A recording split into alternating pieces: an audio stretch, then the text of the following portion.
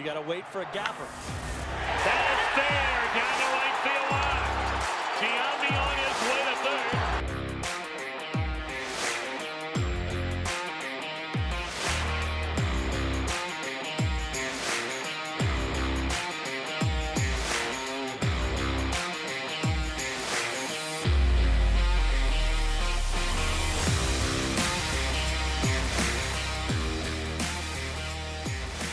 And they're going to wave him around. The throw misses a cutoff man. Shot into the plate. And out of the plate. Derek Jeter with one of the most unbelievable plays you will ever see by a shortstop. Live from Chatterbox Sports Studios, it's Off the Bench with Tom Brenneman. Good morning, and a pleasant good Thursday morning to each and every one of you. We welcome you to Off the Bench, presented by United Dairy Farmers. I'm Tom Brenneman. We come your way Monday through Friday, 10 to 12. Yep, you can follow us. That's Eastern time, by the way. You can follow us on YouTube/Chatterbox Sports page. We're right here in our Chatterbox studios in the heart of Hamilton, Ohio. If you'd like to join us in podcast form, hearing more and more of you when I bounce around town that are downloading the show regularly, we appreciate it. Wherever you get your podcast, just search Off the Bench with Tom Brenneman and you're dialed in. I don't know what the hell's going on over here. Casey's down here on the floor crawling around.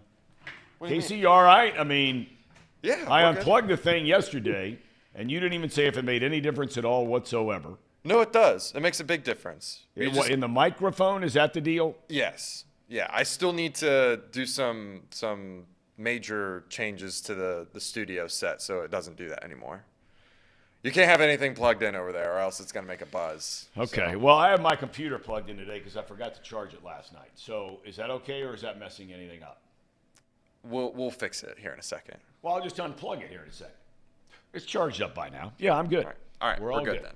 Everybody okay today? Casey, Paul, Jacob, you guys all right? Yeah, we're doing good. Yeah. Are you guys teaching Jacob Tissett, our intern, anything? Yes. You are? Yes. What has he learned to do in the last 48 to 72 hours, if anything? We're teaching him slowly how to build out the clips for social media. Nice. And I know that's not this stuff here. I'm going to eventually have him sit here at some point. Who's going to sit there? Are you going on a honeymoon after your wedding here at the start of June? Yes, right after. Reed and I got it. What? Reed and I got it. Well, maybe. We'll mix in Jacob one of those days too. Okay. Yeah. You know, we're going to get to Jacob one of these days because he works regularly with the University of Alabama football team. He's their video guy, Nick Saban. Now there's a leader of men, Nick Saban. Here, we can get him. We can get his Why don't we debut just, right now. Yeah, why don't we just introduce him? All right, Jacob, welcome to Chatterbox Sports. It's great to have you with us here all summer long. So at Alabama, right, you're in what year? I just finished my junior year, so I'm going to be a senior in the fall. All right, so what do you do with a football team regularly on a daily basis once it cranks up in, what, August? Yes, sir. All right, what do you do? First week of August, I get back down there to start filming fall camp. So I film coaches' film, practices, games, travel with the team, and everything like that. Really? Yes, sir. And so of members of the coaching staff, do you, once you get everything together, say for a practice, right? Yes, sir. Do you then, what happens after practice? You have to start breaking the stuff down? Yes, sir. So we bring in all the film off the cameras, add it to basically the drive, much like we do here, and then the coaches and players can get the film off there on their iPads, phones, computers, stuff like that. So it's the film the coaches and players watch to get better, watch after practice, stuff like that. So after a practice, by the time you break it all down and send it out to the players, how soon after an Alabama football practice, when they're going 2-a-days, whatever it is, on a Wednesday in August, how quickly can they then turn around and look at that film from that practice? Within an hour after practice. Really? Yes, sir. Maybe less than that. How you like Saban? I love him. It's a scary guy anytime you have to have a conversation with him, but it's really cool. Cool to be around him, cool to be around that facility and that team. What do you mean scary guy? What makes him a scary He's guy? intimidating. Just because he's Nick Saban When or you have what? 7 national championships and everyone's walking around the hall, like, holding their breath when they walk by, he has an aura about him that's just intimidating. Does he come across so? I mean, does he ever let his hair down? No, never. When he is in the facility, he's in the facility, and he's focused on whatever he has to do. Do people know the second his car pulls up in the facility, or has he beaten most people there already? Yes, to both. He's always he has a special spot closer to the front door than any of the handicap spots that says reserved for the head coach. He pulls in there early in the morning, and when he goes to lunch or whatever he leaves during the day, everyone knows as soon as he gets back. What kind of car is he driving? He has 2 Ferraris that he mixes in there, and then he has a bunch of Mercedes.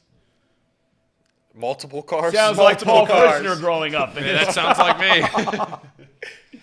You know, I had one comment, and there's probably a good reason that you're scared of him. Because if you're ever wearing that polo around him, I'm sure he does you're not appreciate spot on. that. Yes, for sure. No Ohio State stuff in Tuscaloosa. But he's a big Ohio State guy, right? Have to stay true to my roots while I'm back at home, for sure. Okay, so you're a Cincinnati kid. Yes, Went sir. to high school where? St. Xavier. Oh, of course. You fit right in over there next to We Paul. love it. We love it. That's right. Parochial school elite, right? That's right. But he's not a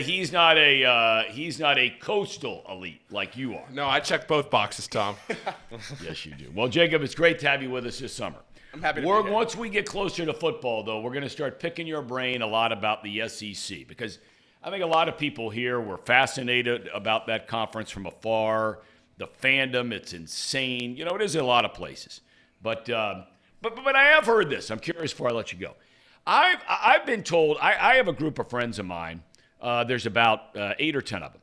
And they pick a different college football stadium to go to every fall. So they've been everywhere from USC to Oregon to Miami of Florida to Penn State, all points in between, including Alabama. One of the things that they shared with me on their trip to Tuscaloosa, I think when they went down there was about, I'm guessing 2 or 3 years ago, maybe 4 years ago.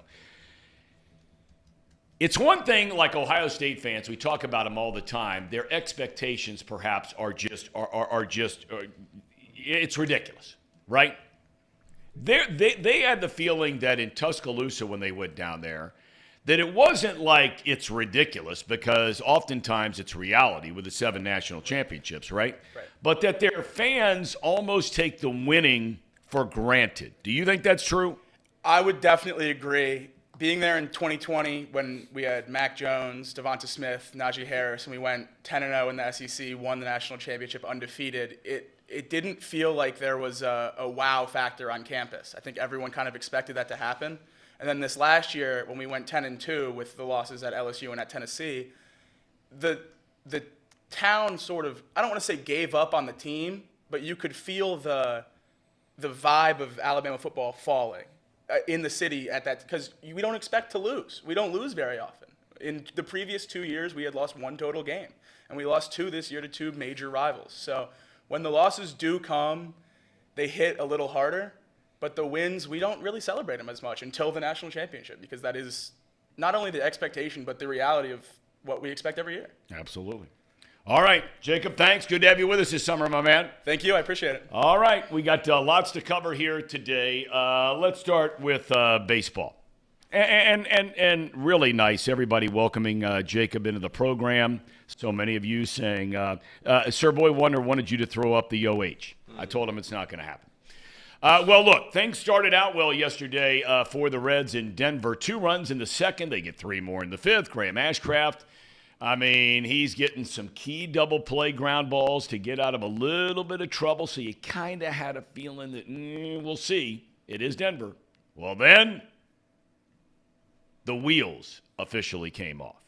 Over the next 2 innings, Ashcraft and Lucas Sims were torched for 11 runs. Reds lose to Colorado 11-6. It wasn't a bad road trip at all.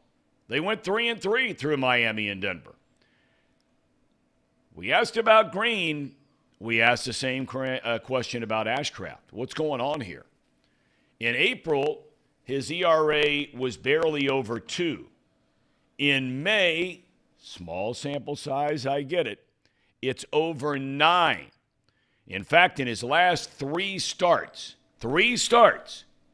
he's pitched a total of 12 innings in 3 starts and allowed 19 runs. Cincinnati has a day off today before the New York Yankees come to Great American Ballpark tomorrow night. Yanks are going to get in late, man. I remember these days. They're playing a night game up in Toronto. So it's not like flying in from New York. Toronto, even a major league team on a charter flight, you still got to go through customs. It is going to be a late night for the Yanks. Probably 2-3A getting in here. Clark Schmidt starts against Ben Lively tomorrow night. First pitch at 6:40. And before I say tickets are available, are they available?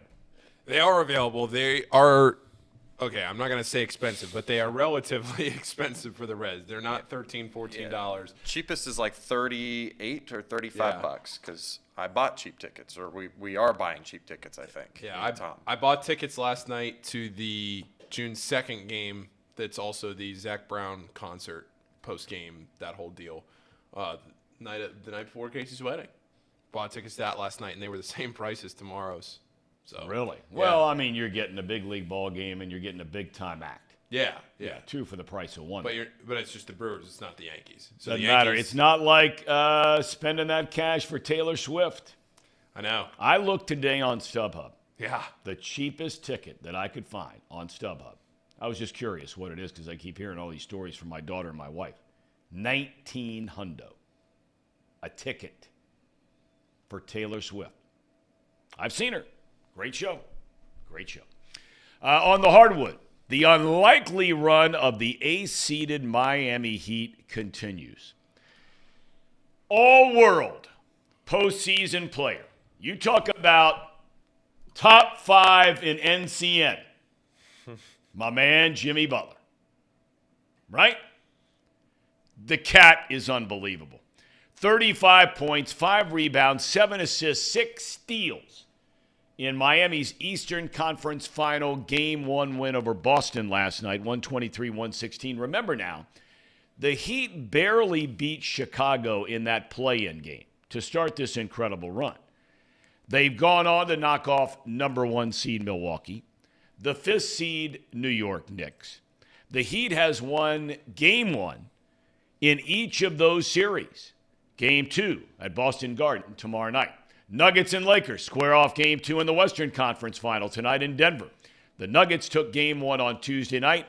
The Nuggets have never beaten LA in 7 prior postseason series. The Nuggets have never won an NBA title. Then Casey's number 1 topic. He thought we should lead the show off. And you know what? They probably should have.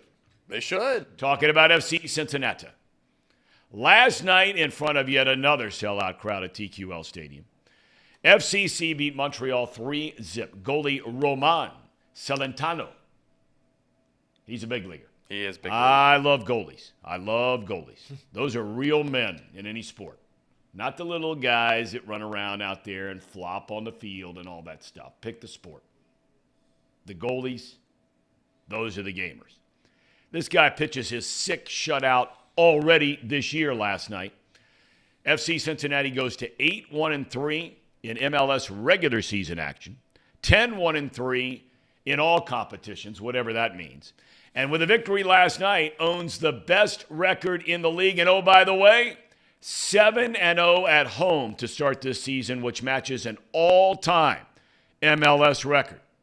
FCC collides with their dreaded rival, Columbus. The Crew rolling in. Truly that team up north. No, that's not truly the team up north. No. But that game's on Saturday night, and you know it's going to be mayhem down there. Do we got Tommy G coming back tomorrow? Do we know yet? I'm confirming with him later this afternoon. We love having that guy. Yep. Confirming with him later this afternoon. I like that dude. He should be good. He's on his game. In golf, one of the sport's 4 majors begins today in Rochester, New York, the PGA Championship. I mean, you got all the big guys. Rahm, Scheffler, top 2 ranked players in the world. Star-studded list, as you would expect, all in search of a majors win. We will have tomorrow Steve Flesh on the program, multi-PGA Tour winner, to talk more about the PGA title. Justin Thomas is the defending champion. Coming up on the show today, one of my all-time favorite guys, and I worked with him for a number of years at Channel 5, just announced his retirement a number of months ago. just ended a 40-plus year career here in local television at WLWT, George Vogel, the pride of Georgetown, Ohio. Any rivalry with Georgetown and Blanchester? No, nothing too big. Just the team we play occasionally. So you don't look at them. Are they remotely close to you out there or not really? A little bit of a ride. I'm not 20 sure. minutes? I'm not sure if we even play them much anymore. I think we left their conference. Okay. Well, you guys got bigger than them, right? Yes. As far as number of students in the school. Correct. Yeah. Yeah, But Georgetown. we did play them when I was in school, and it was never very pretty. I'll just put it like that. What does that mean? Usually, one of the teams just smacked the other team around. Was that in favor of one school more so than the other? Well, when I was in school, it was Blanchester. Was doing the knocking around? Yeah, I think back in the day though, they had the upper hand on us for a couple years there before I was in high school. So, but once we made it in there, it was just we were too big for them. When I was in high school, we had the biggest offensive line I think that school will ever see. Really? Yeah. All the starting offensive linemen were probably like 275 plus. Who was the DeJuan Jones of Blanchester? Who do you think that DeJuan Jones of Blanchester was? It's a great question. It is Thomas? a great question. Tomas? The best man. Tomas. Tomas. Oh, I'm not surprised. Big fella. Oh, yeah. He's a big, strong Mauler. dude, man. Big Mauler. Yeah, no doubt about it. Gets it done. Blackmore, 1964, wanted to ask Jacob if he is a Bud Light or White Claw kind of a guy. Down there at Alabama, I have a sneaking suspicion that Bud Light's not flying out the door. White Claws, maybe. White Claws. Brian Grant went to Georgetown. You remember him, Paulie? Oh, yeah. Oh, yeah. Would you say he's the greatest player that's ever come out of Xavier? David West? Well, one or the other, right? Yeah, I'd probably go David West. West? Yeah, West was the AP National Player of the Year. Okay. What I meant to ask was not necessarily college, but if you combine college and the pros, West a better pro than Grant? Yeah, I think so. Okay. Yeah. I'm just curious. All right. I mean, I would say so. Yeah. Okay. All right. I was just curious. I don't pay a lot of attention to it, but yeah, I mean, they were both phenomenal players and good dudes, it seemed like. Yeah. Yeah, really good guys. Okay, look, a lot of people yesterday, we got George Vogel coming up in about 12 minutes, but, we brought this up on the show yesterday about, and I'm curious what you guys think about this, because I heard it debated a lot on local sports talk radio yesterday and fans calling in and that kind of thing. I'm in and out of the car a lot, and so I'll turn it on from time to time, not all the time.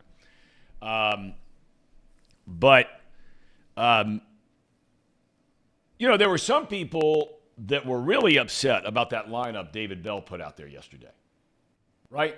Yeah. Matt McClain not being in the lineup, Kevin Newman being in the lineup. I don't know why people would go south on Barrero getting a chance to play. I don't understand that. But the question, that I'm asking is, because I heard one of the callers that called in with Lance last night as I was driving around, and I love Lance. He's a friend and a good dude. I really like Lance McAllister a lot. But somebody called in, and this was you could tell, an astute caller, okay, who knows baseball. I could just tell by listening to the guy for the first 30 seconds of his monologue, for lack of a better term. But then he proceeded to say, or make the proclamation, and believe me, the way he put it, it was indeed a proclamation, that fans are idiots if they get upset about the lineup the manager puts together, because the manager knows so much more about the team and the personnel and the matchups and all that kind of stuff. And I thought to myself, I don't agree with that at all. I'm not saying that the manager doesn't know more about his team. That's indisputable. But fans have every right in the world to question the lineup on a daily basis if they so choose. Paul, you agree or disagree? I think that a lot of times fans have intelligent takes that you can certainly discern a lot of information from. And, yeah, look, part of sports is the fun and the interaction and the fans. Like, it's not so serious all the time, right? At some point, it's not always so serious. Yeah, what are we doing if the fans can't critique what's going on? Yeah, I mean, I agree with that sentiment. Coaches and teams are not absolved to criticism in any form. So, I mean, the one thing I will say is that some of it was the Matt McClain thing for me. He had played 8 games in a row or something like that. Well, in minor leagues along with the big leagues. And he had the one travel day where he got into Denver before his major league debut, I think something like 3 or 4 in the morning. And we were already thinking that he might have the day off that Monday when he started. The series started on Monday, and I thought people were thinking that he would have that day off to recuperate. So I kind of understand that part. And, you might as well throw in Barrero, give India a rest day. I'm not so mad about the lineup because, I mean, just look what happened anyways. I mean, yeah, I mean, they jumped out to a 5-0 lead, and I know it's Denver, but pitchers have to do better than what they did yesterday. Right. Yeah, I mean. And that's not on David Bell in any form or fashion. Yeah, I mean, they did enough to win the game. 6 runs is enough to win any baseball game. Well, Denver might be the exception, but I know what you're getting at here. I know what you're saying. I just don't understand why, why are you going to give any manager or any player just carte blanche and, everything they do, it's got to be right. I mean, we criticized Zach Taylor on this show last year, the first 2 games of the year, even before the first 2 games of the year, when they had an entire revamped offensive line that did not take a single snap in the preseason. And they gave up 13 sacks in the first 2 games of the year. They looked awful. Now, he would make the counter, he being Zach Taylor, that hey, look, our guys were healthy. They didn't get hurt in the preseason. And that's true. And I would certainly concede that point. You can't argue that point. That's a fact.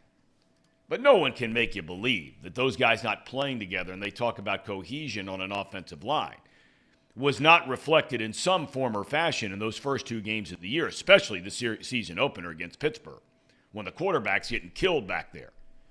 But anyway, I just find it really interesting that that some people get wrapped up in always assuming the manager or the head coach, whatever the sport is, that they know everything about everything, and that automatically makes them right. They know more than you and me, but it doesn't make them right all the time. So we will continue to question decisions here on Off the Bench. Well, one decision that I'm so excited about was the decision to request and then the decision to accept an invitation to join us here on Off the Bench. One of the most popular guys there, really, who's ever been around on television in this town. And, I mean, you're talking about from a sports standpoint, I mean, you could go all the way back to, Zipra Zeppa, and he worked with this guy when he came into town. Steve Fiziak, who was a big-time name in this city and went on to have a great play-by-play career. Ken Brew, who had a great career, and on and on and on and on. But over 40 years, George Vogel, who started all the way back at Channel 5 WLWT in 1980, just retired. And look at him. Retirement's treating him well. Georgie, how are you, my friend? Nice to have you with us here on Off the Bench. Great to be with you. I'm doing great. You left out one name. Tom Brenneman I worked with, the biggest name of all that I've worked with. There's no question about it. I was just waiting for you to say it, George. I put the ball on the tee for you. How you feeling? How you doing? How's retirement? Doing well. At first, it just felt like medical leave because I had neck fusion surgery in April. I'm doing well from that. Everything's progressing the way it's supposed to. Still adjusting, though. It's really weird when you're used to, from 2 o'clock in the afternoon till midnight, having your brain engaged and constantly having to deal with some issue or come up with something. And now I'm just sitting around, doing my thing, taking walks, looking at the river, looking at the sunset, looking at the skyline. It's quite an adjustment, but I'm getting there. I'll tell you this, the stress level, even though there should be no stress in the sports business, You know how it is with Yeah. deadlines, and that stress has gone from here somewhere down to the floor. Well, you know, And I appreciate you just hit the key word here, George. For those of us, and look, there are a lot of different businesses out there that are under a quote unquote deadline. Nothing is quite the same as a deadline if you work in television, because look, I say all the time to people, I respect the fact that people have a sales deadline, maybe by the end of the month, a quarterly deadline that they have to meet their expectations. Appreciate all of that. Respect it unbelievably. But I try to put it into perspective that, when you're sitting up there on the anchor seat, or I'm sitting in a play-by-play seat, or sitting, and a producer says in your ear while you're trying to talk, you've got to say A, B, C, and D in the next 14 seconds. That doesn't mean A, B, and C in the next 12. It doesn't mean A and B in the next 16. It means A, B, C, and D in the next 14. But there is an incredible adrenaline rush that comes with that. Do you find yourself missing that, or how are you able to tune out from that world? That's funny that you say that, because that adrenaline rush, it was still there after all those years. I would go walking in the studio and you didn't know what was going to be happening. You had no idea. Generally, everything went fine, but the teleprompter can go down. Do I know what I'm talking about? Yes. All these things can happen. Not a major deal, not a life and death thing, but there's still this adrenaline rush I would get pretty much every time walking in that studio. And I'd walk in that studio. Generally, we were in the early show somewhere between 4 and 6. Then we're in the 6. Then we're in the 7. We got a 10 o'clock show on MeTV and an 11 o'clock show. So that's a lot of adrenaline running through your body every single day. And I do miss that. And recovering from this surgery, I get an adrenaline rush when I walk up to a tee box. Well, I can't do any of that stuff till mid-July. So right now I'm totally missing any kind of adrenaline rush. And it was a business that kept your mind engaged the whole time. There was always something changing. And in this world now, with Twitter and all that business, it's not unusual for 3 things to pop up between 7 and 10 o'clock that come out on Twitter that you need to address. So it was very busy. It was very constant, but I loved it. And I do miss a lot of things about it. And that's one of them I miss. And a lot of people, unless you've been there like you have, probably wouldn't even think about getting that kind of an adrenaline rush when things, go off the tracks a little bit, or just going into that studio and knowing the camera's on and anything can happen, because it is live TV. And there's nothing like an adrenaline rush when you're on live TV. And I loved it even more being out in the field, because that's when things could really go sideways on you. But it was so much fun, and it was such a daily challenge. And that's what I'm having trouble adjusting to, is not having that kind of thing. And I'll find it, and I may do something else down the road. I haven't ruled anything out. I haven't ruled anything in. I'm just going to take about 3 to 6 months to clear my head and see what I want to do next. And hey, maybe all I want to do is play with the grandkids and play golf. I don't know. But I'm going to let that happen naturally, and we'll see what's next. I want to go back, because I always like when we have these extended visits with guests that come on, and we thank you for your generous time here today. I always like Casey McAllister, one of our producers of the program here, grew up out in Blanchester. And, he goes back and forth with a lot of his buddies from Goshen that are here on the chat on a regular basis. You grew up in Georgetown, Ohio. And back then, look, Georgetown is still the country. It ain't the country like it was when you were growing up. What was life like in Georgetown, Ohio, in the Vogel household? It was awesome. It was awesome. Okay, it was one thing that I thought was really cool about growing up there. It was a community that had doctors, lawyers, and you had, guys who worked in factories, farmers, guys who drove the garbage truck. I went to school with kids from every walk of life. Everything you could think of was pretty much covered with my classmates. And it was just so cool. And we all got along. There was, it was a great place to grow up. And we had great battles with Blanchester and Knothole Baseball. They were a darn good program. And I remember when I was young, this would have been elementary school. We had some epic battles for district championships with Blanchester back in the day. And they had some darn good baseball players and probably still do. But growing up out there, it was funny because it was old school.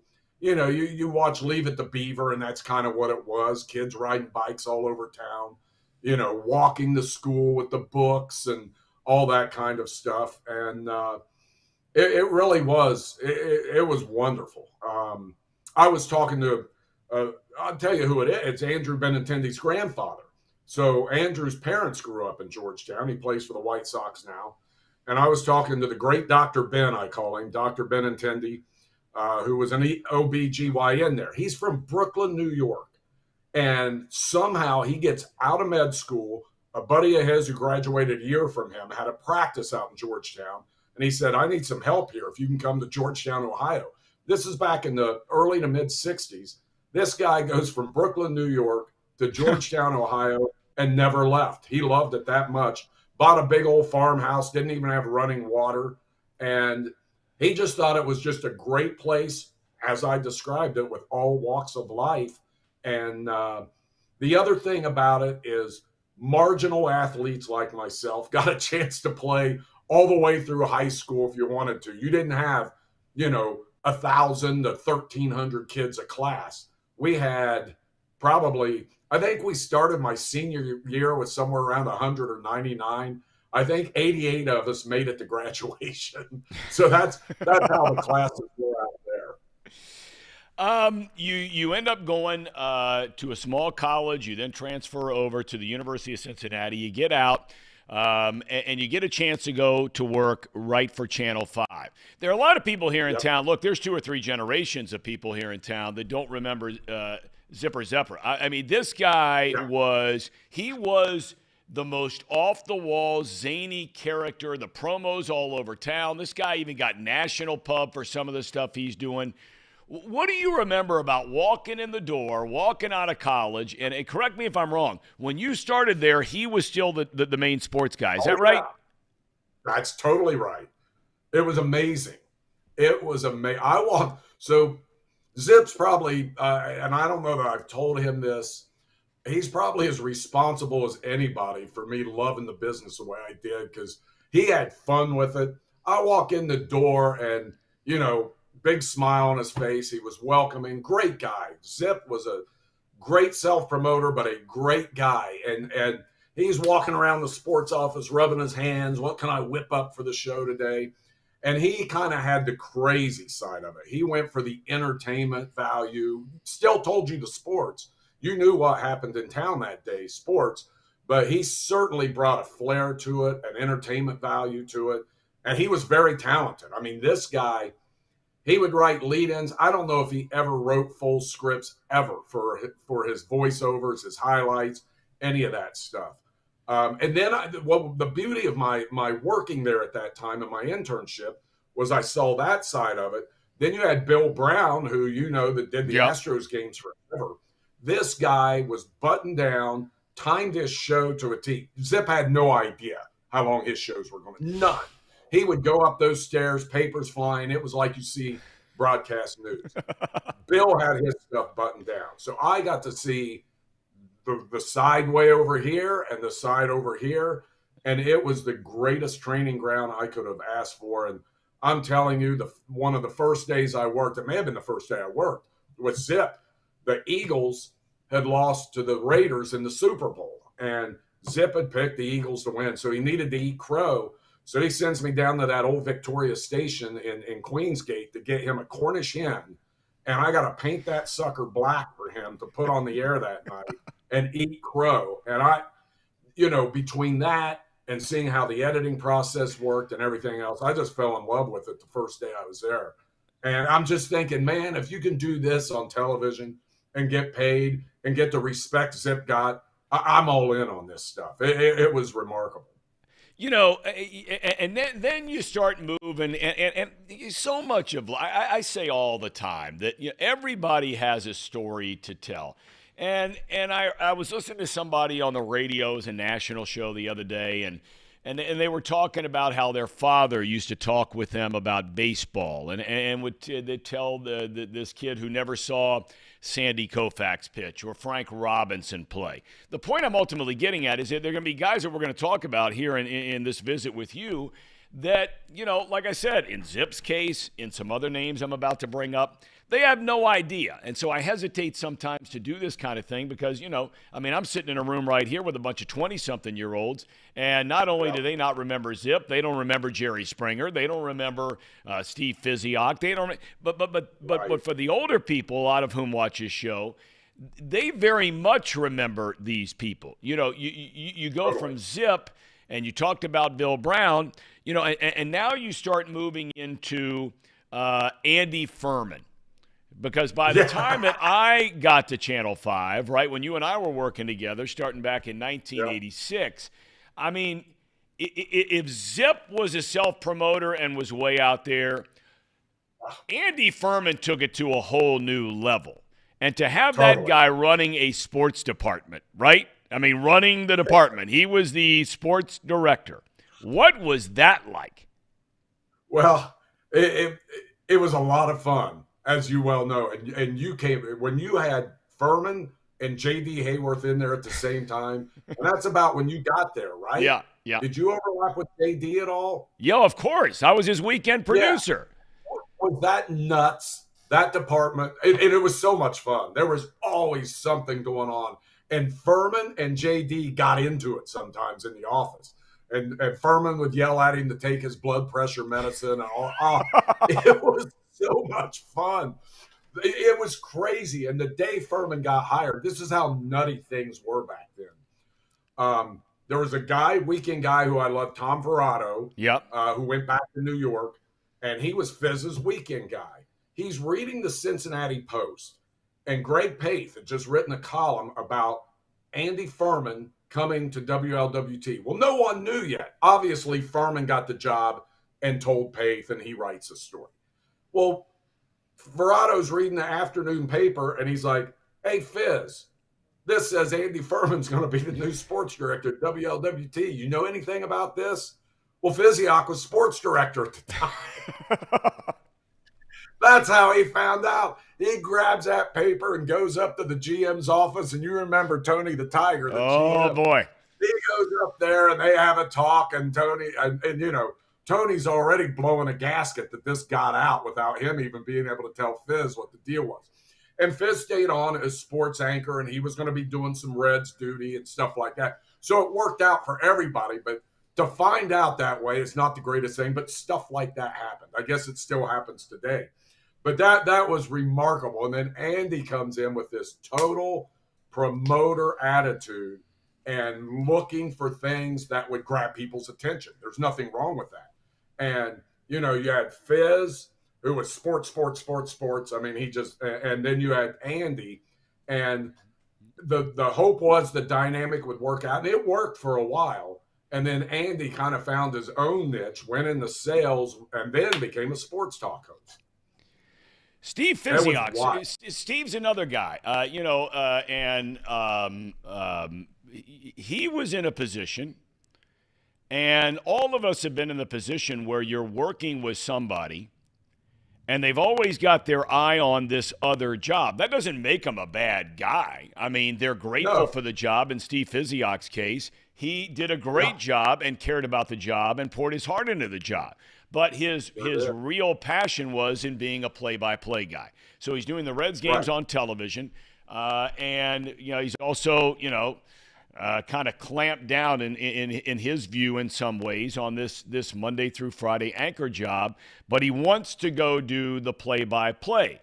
When you're the producer, and you were the producer for the guy, what's that like? Because all of us have been in that situation where we're working with somebody who, quite frankly, they're glad, they're thankful, but they want to be doing something else. Yeah, you have to rein people in when you're in that position and keep them you try to keep them as focused as much as you can. And, and you're right. It doesn't make him bad. It doesn't mean he did a bad. He was wonderful. Yep. Nicest guy in the world. And he did a pretty good job of keeping himself in check. I think he did a good job. He wanted to do the Reds thing. He wanted to do the play-by-play thing, and I got it. Look, we all would have loved to have done that. There's no question about it. So I understood it, but as the producer, you've got to keep, your job is to make that show the best you can and make sure the guy doing it is doing the show the best he can. And we never butted heads over it because when it came time to concentrate on the show, he would do that. He would take care of his business. He probably wanted to put too much red stuff in, but back then maybe you couldn't because, it was the Reds and the Bengals, and then everything else came down the road, came in a distant third, I guess I should say. But it didn't make my job tough, but it made me concentrate on it more and be a little more aware of what needed to be done. And you know what? That's what a producer has to do. I mean, that's your job, and you accept that.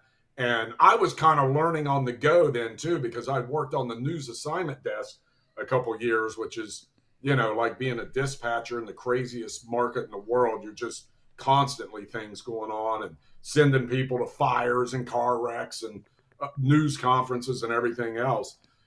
Which was great training ground because when I got to producing sports, it was like, oh my God, it's almost quiet doing this compared to that other job. But it is your job to keep things on track, make sure your talent is doing what they're supposed to do.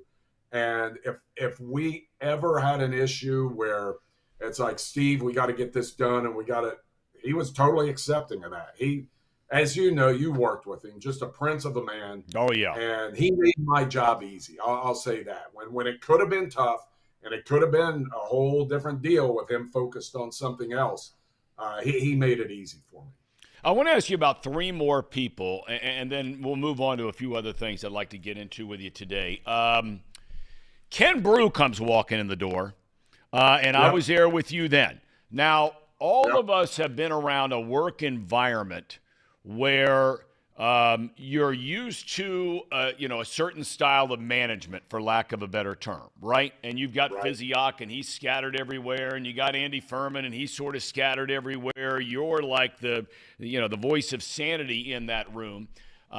But then in walks Ken Brew, and we had seen Ken Brew and his incredible work in Tampa for many years, where the Red Spring training was. He comes into Cincinnati. When this guy walked in the room, it was a whole new game on when he walked in the door. Is that fair? No doubt about it. No doubt about it. I remember the first day he walked in. And in Ken's defense, we did have a bit of a romper room going on. Yes, we did. There's no doubt about it. It was crazy.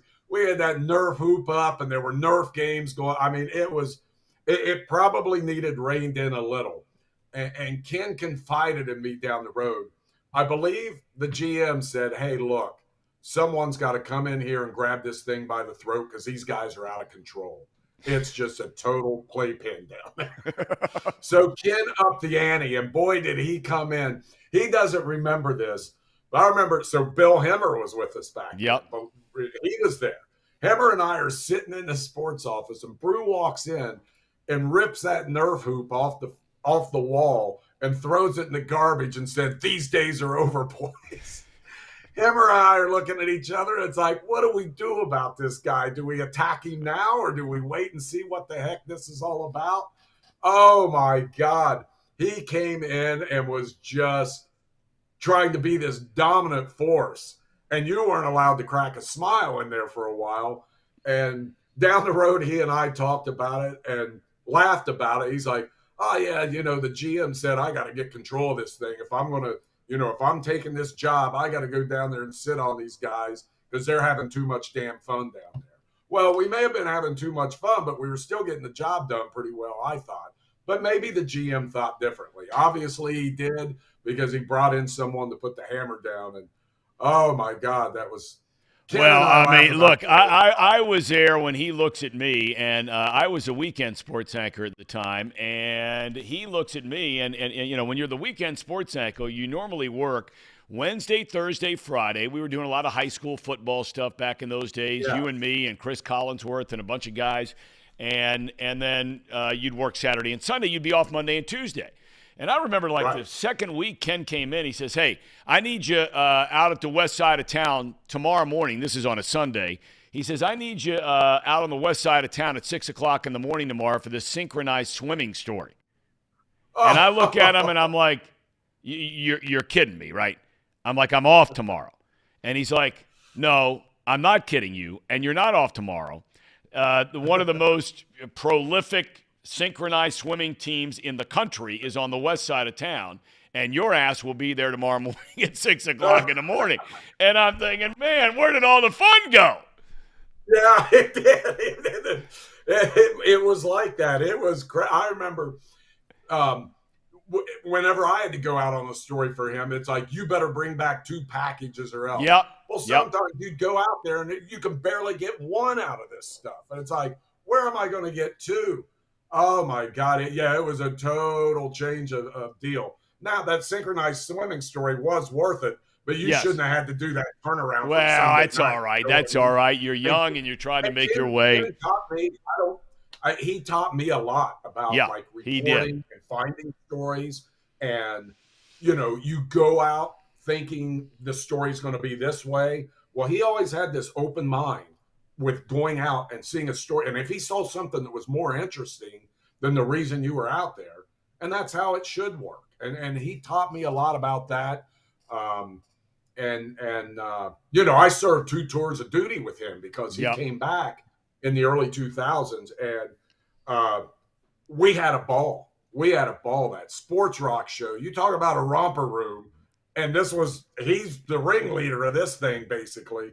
And that show was a romper room on television. We did everything on that show. Stuff I look back at now, and I'm like, how did they let us put this stuff on television? I mean, I played a devil, and I'm in this devil costume with flames all around me, saying hell every other word and ripping on people. Ken was a judge. We had Wayne Box Miller was a barber. We had all these characters. We had this guy from our promotions department, and also Andy Pierce played. They played like this total, for lack of a better term, just a flat out hillbilly fan, saying all this crazy stuff with a mullet and a trucker's hat. I mean, we did stuff that I cannot believe they let us put on the air. The 2 other people I wanted to ask you about, Bill Hemmer. Maybe more so than anybody else, because Bill and I were roommates. We were working there. I had started, I'm a year older than Bill, and I had started at Ohio. I mean, I had finished at Ohio University. He was a senior at Miami of Ohio. He was interning for us, and then he graduates. We hire him there at Channel 5. He and I are living together out in Anderson. Then we moved a little bit closer to Mount Adams over in Eden Park. And, I mean, what an unbelievable dude. I think back to that Bill Hemmer, and he's really not a hell of a lot different off the air now than he was back then. I mean, he's really not changed a lot. But, I mean, when you sit there and watch that guy now, and I don't care what somebody's political affiliation is, it doesn't matter. I mean, this guy has reached the pinnacle of his profession. And it's mind-boggling that we were running around in blue jeans and tennis shoes with this guy shooting Nerf basketballs against a wall. I got some stories about him when he was younger I could never tell that were so funny. Just pickles he got himself into by, just carrying on like we all did, quite honestly. And I think that poor guy had the worst luck of any of us. It seemed like no matter what he did, he got caught. I don't know what it was. He was always, and what a great guy. And so he was interning with us, and he starts, doing some stuff on that midday show and was paid as a part-time producer, and then got the job at 9 doing weekend sports and doing reporting over there, and did very well. He had a talent to him right away, you could tell. Probably if Channel 5 had it to do over again, they would have run my butt off and put Bill in the chair. But Bill also, he had that job at 9, then decides out of the blue, I'm going to take a trip around the world. I'm taking a year off. Yep. He's got a job that I, growing up would have given my eye teeth for. And he says, I'm going to take a year off and travel around the world. And I'm thinking, Bill, what? I just want to do it. I traveled some when I was in college, and this is my chance to do it. I may never get the chance again. I thought he was nuts. He travels around the world, comes back, has all these stories about what he did, how he did it, taking trains through Vietnam, all this crazy stuff, and gets that job with CNN and just goes boom, boom, boom. And there he is doing the main morning show on CNN for a while, a long while in the 90s, and then gets that gig he has now. And I'll tell you what, he's very, very, very good, very, very knowledgeable, put in the work for it. Yep. And I'll tell you, I when you saw him on the air, you're like, he's talented. But knowing him, I'm like, if you would have told me that Bill, when I first met him and we palled around and clowned around in the sports office, that this guy would be a big-time anchor on a big-time news network, I would have just thought, come on. But he did it, and he did it right. I give him all the credit in the world, and I know you're proud of him. I'm proud of him. I think everyone who knows him and knew him and what he did and how he got there has to be proud of that guy. I mean, what a tremendous man. And you can talk to him today, like you said, and it's like time stood still. No doubt about it. No doubt about it. All right, the last guy I want to ask you about, and obviously just recently passed, because for those of us that were there, you were there, I was there, Hemmer was there, you know, when they brought Jerry Springer in there, you know, everybody knew, mayor of Cincinnati, everybody knew about the check thing with the prostitute. Everybody knew all of these things. And they knew his personality, a larger-than-life sort of personality. But I don't think anybody around there really knew him except for the guy that hired him, the general manager, Tony Kiernan. Right. You know, when he got in there, and George, you know, you tell me, you remember it like it was yesterday. I do too in many ways. But you were there the first day he was there. I came in about a year or two later. You talk about a guy, and all of us are imperfect human beings. There is no question about that. And if people want to pick apart the imperfections of others, then look, go ahead and try to be judge and jury. You're not. But you know, there are people you have a chance to work with in your life and be around in your life. And that guy was an amazing guy to be around every day. No doubt. No doubt. You talked about all the young guys in that newsroom then. Jerry was like the newsroom dad. And I knew what an impact he had. I knew how much I liked the guy. And I was supposed to see him at an event this summer, and he came into the station about 3 months ago, and it was in the morning. I missed him, and I'm like, daggone it, I haven't seen Jerry in a while. I would have loved to just seen him, but I'll see him this summer. And then, you know, he passes away, has that pancreatic cancer, and it happened quick. And, you know, they talked to me about it the day he passed away. They did these obit pieces. And I probably didn't even realize the impact that guy had on me till that happened. And I'm sitting at 6 o'clock watching these stories. I just start bawling like a baby. I'm like, oh my God, it's Jerry. And I think of what he meant to me and to all of us in that newsroom. Like he was our TV dad in that newsroom. There were a bunch of guys your age, my age, you know, 20s, early 30s. And he was the guy. You had an issue, you had something going on. He loved everybody. He came in, did his commentaries first. They just had him do commentaries. Then they had him do like the 5:30 show or something, anchoring. And pretty soon you realized this guy is going to take this thing over.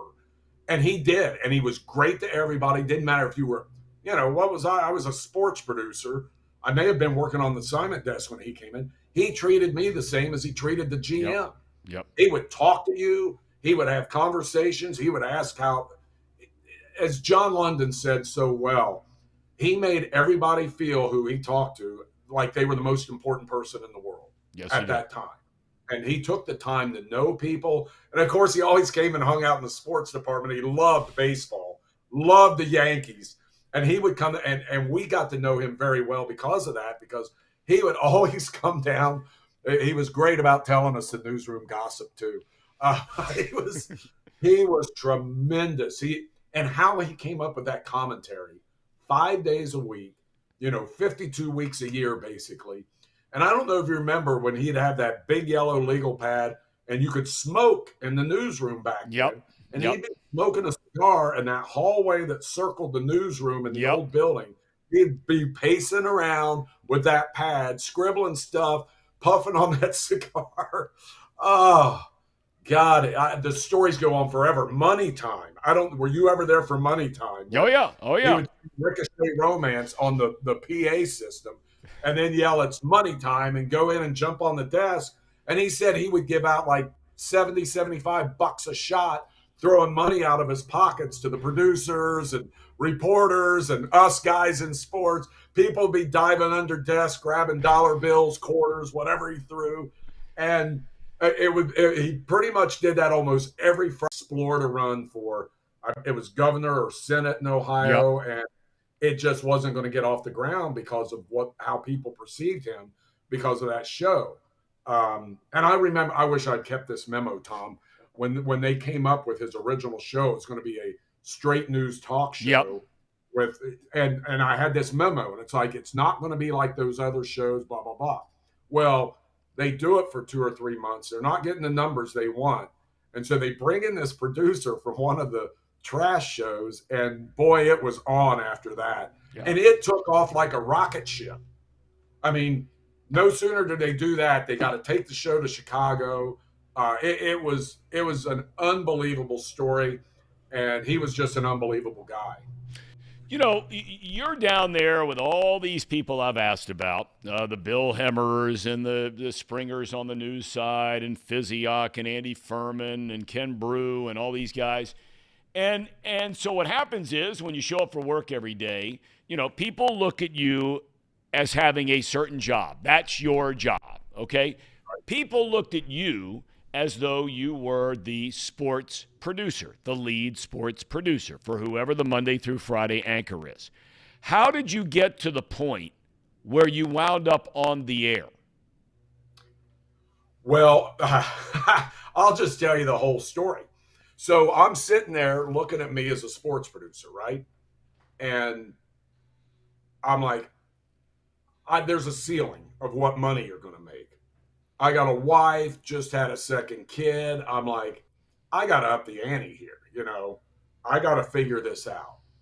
So I go up to our buddy Tony Kiernan, God bless him. Yep. And if you remember, out in the parking lot, I always noticed the salespeople drove the darn BMWs and the Mercedes. And I'm like, you know what? Maybe that's something I can do. So I go up to Tony Kiernan, and I looked at some other jobs, interviewed for other jobs, almost went in the insurance. And I told Tony this. I go, look, I owe you because you've been good to me. So I just want to let you know, probably in 3 months, I'll be gone. I'm going to take another job. And we talk about what the issue is. And he goes, I'll tell you what, do me a tape. I want you to do some high school football stuff. And if I don't like that tape, I'll get you a job in the sales department. So it's like, I got nothing to lose. So I do it. And I think the tape sucks. Me and Robbie Reichley went out and did it. And I'm like, yeah, this sucks enough that I'll be in sales. Kiernan thought he could make a TV person out of everyone. You end up leaving. So I start doing the weekends in the interim till they find someone. And you probably don't remember, but you left probably right around the end of the year. Yeah. Like early January, end of December. Well, I'm out golfing one day. It was a beautiful day in February, believe it or not, in Cincinnati. I come home from golfing, and Mike Hevel, the news director, called me like 6 times. And my wife's like, Hevel keeps calling, you got to call him. Well, Brew took a job at 12, like 2 months after you leave. I'm the only guy left in the sports department that's ever been on the air. So I work like 79 out of 80 days, and that gave me a lot of good reps and stuff. And then they brought in Greg Horde to do the weekdays. I did the weekends, and it gave me so much experience then. I was like force-fed. I mean, it was like, do this or you don't survive. And that's what it was. And I got all those reps, anchoring, report, everything. I had to do everything on the air that we did in sports. And we did we had some guest anchors one week, and the last one was Pete Rose. That was fun. But yeah, that's how it happened. And I got all those reps. It worked out. They liked what they saw. A new news director comes in. For some reason, he loved me, and they kept me around. I mean, I probably almost got fired 6 times, Tom, and it probably should have been 12, but somehow I survived, and I was there, 40 years, on the air 30-some. You watched George because you were there in the seat. For people that don't know, when you're sitting there in a newsroom and you'll have the producer of the nightly news, let's just say the 6 to 6:30 news. Let's pick that one, okay, or 11 to 11:30, where it's a 30-minute deal. And they'll say to you, okay, sports, you guys have 4 minutes. You guys have 3 minutes. You guys have 2.5 minutes. It's a heavy news day, all that kind of thing. A lot of people still very much watch local news. For those that say local news is dead, they're out of their mind. They're not paying attention. There are a lot of people that watch it, and a lot of people watched you in Channel 5 because by and large, back to the Springer days, a little bit of a lull, then you and Mike and Cherie and everybody, you guys, the king in the market. But to be in that role and see how television sports on local news has changed. How has it changed? Well, a lot of it has changed because back when I started, people didn't have access to all these scores and even the out-of-town scores, the NBA playoff scores. They didn't have access to that right away.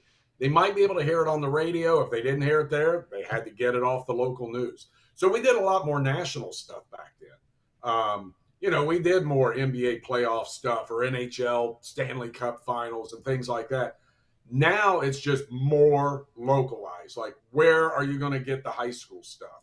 Where are you going to get the stuff on some of these, even the college teams for that matter? I mean, ESPN doesn't run UC and Xavier news every night. They just don't. Now, people can get that off Twitter, and this is where I feel all of us are struggling in that business right now. It's like a lot of people who are in tune with Twitter 24/7. It's kind of younger generation. So I still think there's a big market. And it may not be, if you notice sometimes in local news, the advertising's geared to older people now, because I think older people don't look at their phone all day and all that. But the biggest change was localizing it. It's like, what can't they get from the ESPN website, the Fox Sports website, the CBS Sports website? What can't they get there? And it's what we have here inside this, greater Cincinnati area. And we always concentrated on that a lot, but it's even more so now. It's like, we don't even, if it's not a Cincinnati team involved in it, we probably don't touch it. Lastly, what leads you ultimately, because a lot of people struggle with this decision. You talked earlier about the adrenaline and all that kind of thing. And most of the time when you talk to people, young people are coming up to you like the guys I'm working with here. They're getting their careers going, okay? But there are a lot of people out there that are saying, man, I'm getting near the end, but gosh, if I can make one more year of that kind of money or 2 more years of that, and everybody's situation is different from a fiscal standpoint, I get it. But ultimately, if you're in a position where you can say, okay, yeah, I could use the extra year of money, or maybe it's not as important as I think. Was there a moment you're sitting in the studio, you're sitting in the sports office, you're sitting at home, you're out having a beer, you're doing whatever you're doing, where all of a sudden you just say, you know what, I think I'm done? Yeah, it's so I was thinking about it anyway, but not intently. And then so UC goes to the college football playoff. I leave on a Monday morning, and while I'm on that jet flying down to Dallas, my grandson was born. So my second grandchild was born. Then the next day, my wife's father passes away. And I'm in Dallas when this is going on. And I'm thinking about all these things, like I should be there. I call my wife. She's like, nothing's going to happen. Stay out there. We're not doing anything till next week anyway. There's not a thing you can do here. I'm going to be fine, which was wonderful of her. She was going to come down and join me, but then she didn't, obviously, because. And so you start thinking that. Then I'm at the Super Bowl, and I'm just thinking, all those thoughts are coming in, like I'm missing this stuff, and I've done this a long time. Probably time for someone else to take over, and I take care of a little more of what I should be taking care of, and have the freedom to do that, because these jobs do lock you in a little bit. And I don't regret anything about that. It was a great career. I loved it, but stuff starts weighing on you a little more the older you get, and you start thinking, not to be morbid about it, but how much time do I have? Sure. How much am I going to be around my kids? How much am I going to be around my grandkids if I keep doing all this stuff? And if I keep working 5-6 days a week, if I keep going out of town for big events. And after the Bengals lost that Super Bowl in Los Angeles, I sat down on this light box on this NBC platform where we were doing live shots from, and it just kind of hit me. I'm like, if this is the last big event I ever cover, am I cool with it? Can I walk away? And I'm like, yeah, I can. So right after that, I started thinking, because originally I thought I'd go till I'm 67 plus, 70. I felt good, everything. And then like a couple of health things hit, like this neck surgery and other things. It's like, you know what? I better go smell some roses now instead of waiting. And it was weird, because I went from, a year and a half to 2 years ago, not even entering my mind that I would retire. And then boom, it's just like a storm front moving in, and you're like, I got to do something about this. And people know when they know. And I was at peace with it. I miss the people on a daily basis dearly. I miss being in a newsroom. Something happens, or you think of something funny, you go tell one of your buddies. There's always somebody in a newsroom you can tell a good joke or say, hey, so-and-so just did this. I miss those things, and you miss the adrenaline. You miss the buzz. There's a buzz in the newsroom, especially when stuff is going on, just like there's a buzz in a sports department when things are going on, news breaks, and you're dealing with that. So I do miss that, but it was time. It was just time. And I think, quite honestly, because of this stupid surgery, I probably should have done it 6 months earlier. But again, I don't regret anything. It was a lot of fun. And like I said, after clearing my head, who knows what's next. Well, George, I was thinking about this last night, knowing that you were coming on today, and I tried to think back, and I know I'm forgetting somebody, but I mean, it's not like this is a 7 or 8 person deep list, because it's not. But there are only 2 people I think I've ever met in my life where I never heard anybody, not one person who had been around them or met them or spent time with them, that ever said a bad word about him. One of them was a legendary baseball general manager, a guy named Roland Heeman, who I had a chance to spend a lot of time around out in Arizona. That's where he wound up finishing his incredible career, God rest his soul. And the other one right here in Cincinnati, in Joe Nuxall. And the third guy that I never heard anybody say anything bad about is George Vogel. And I'm not so sure a man or woman can have any greater compliment than that said about them. And George, I love you from the bottom of my heart. I've known you for a long, long time. You are just a fabulously talented guy, but more importantly, just one awesome guy. And we're so happy for you and thrilled for you, and congratulations on retirement. And, we wish you nothing but the very, very best. Well, Tom, I appreciate you saying that. You're going to make me tear up here, but I feel the same way about you. And we've had it. I remember you coming in out of Ohio University, and it's like, my God, I thought, all right, this is Marty's son. He's going to think he owns a place. Nope, you didn't do it that way. You worked, you started ground up, and you were willing to learn it. And I'll be darned, the first time you did something on the air, I'm just like, I'll be dipped. This dude's got it. And you did. And I wish nothing but the best. And I was out in your neck of the woods yesterday. I was at Milford having lunch with a friend of mine who, by the way, saw you at the UDF in Terrace Park, but he was afraid to say hello. And he's worked in the business too. I told him, no, you can say, hey, Tom, he'll be fine. You said hello to him and asked him how it's going. And he's like, I was going to introduce myself. I'm like, yes, you're fine talking to Tom. Tom's good people. But it's just you did it the right way, and I wish nothing but the best for you and myself, the guy I was talking to who saw you in UDF, everybody else I talked to says you should be back doing these games and doing the things that you're very, very good at and people love to hear you doing. And I hope that happens. I hope that happens. Well, we'll find out about that, but we know that you're happening, and get that neck well, my friend, and God bless you, brother. Thanks for the time today, George. Great seeing you. For me. I talked to him a couple weeks ago. He's as ornery as ever. Trust me. Don't remind me. Don't remind me. All right, Georgie, thanks for the time, man. All the best. Thank you. Anytime, brother. Have a good one. Lonesome George, the nickname he was given by Ken Brew. Lonesome George Vogel. What a dude. I mean, if you just can't tell right there from that interview, I'm not kidding. I thought long and hard about it. He's one of 3 people I've met in my life that I've never heard anybody ever say one bad thing about. Not one time. Not one.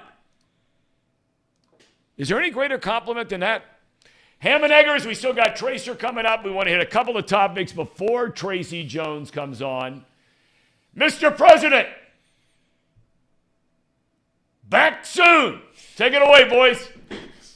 It's that time of the show, the Ham and Eggers. These guys are great. Trust me, I would know. I introduce all the best segments. All right. Well, we heard George Vogel. He was talking a little bit about the Bengals there. He was talking about covering the Super Bowl and everything else. So let's go with the Bengals report today. And it's brought to you by Encore Technologies. Encore Technologies provides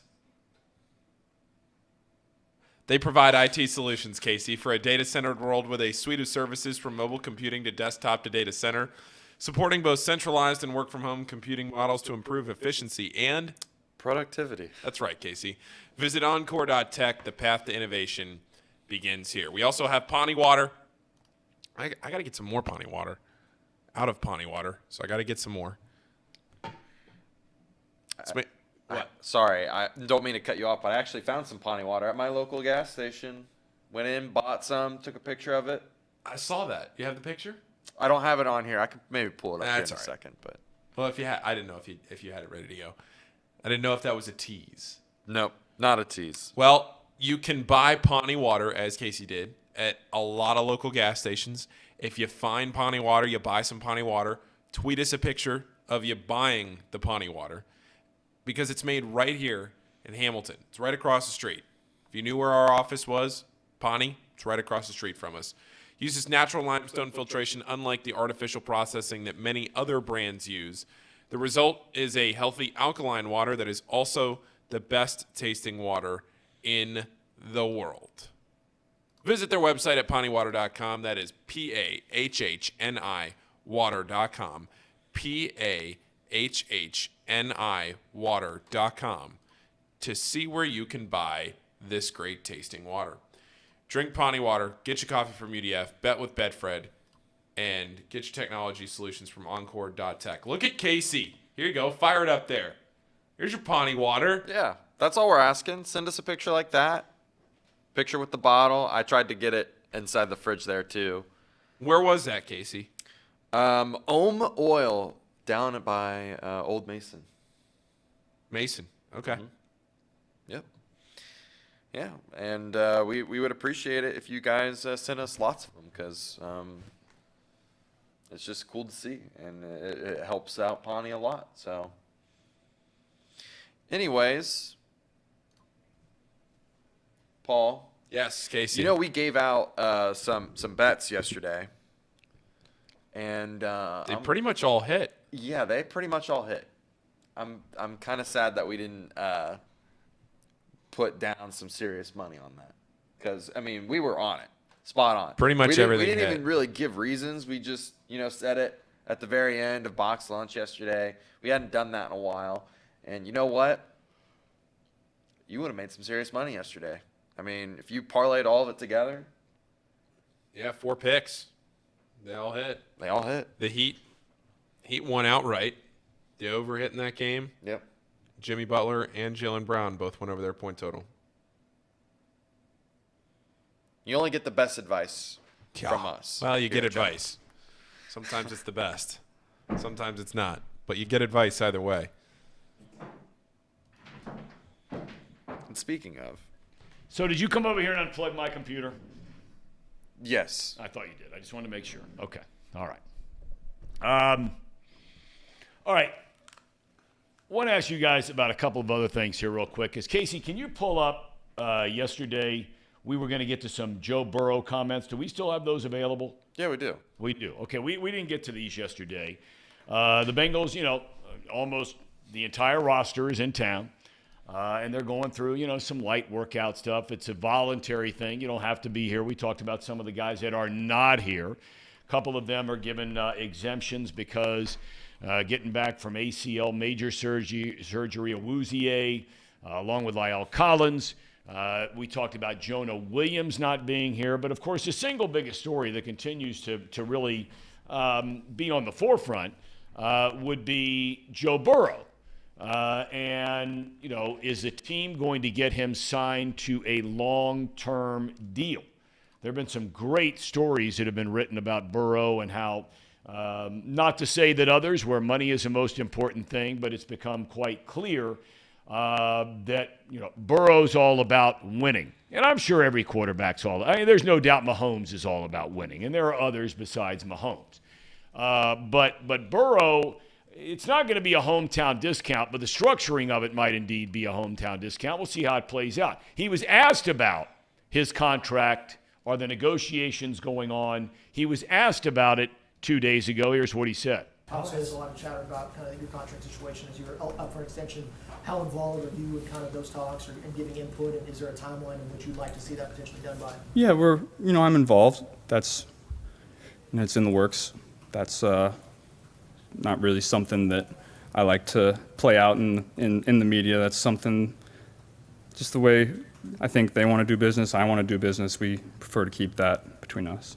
On that note, is there something that matters to you most with that? Because there's a million different ways that these things can be sliced. Is there something that is the main thing that you want that matters to you with this deal? I think there's a lot of different ways it could work out. We'll see how it plays out. How cognizant are you of, there's obviously a lot of you guys in your draft class, Jamar's going to be up next year. As you're going through these and kind of giving input, how cognizant are you of being able to kind of keep the core together and being able to allocate that? How much is that maybe top of mind, if any, as you go through this? Yeah, it's definitely, whenever you have guys on the team that need to be paid, that's always on your mind. You want that to be a focal point, and so we're working to make that happen. Being tight with Josh, have you talked to him at all, knowing that he went through the contract stuff and all that as he kind of went through that offseason?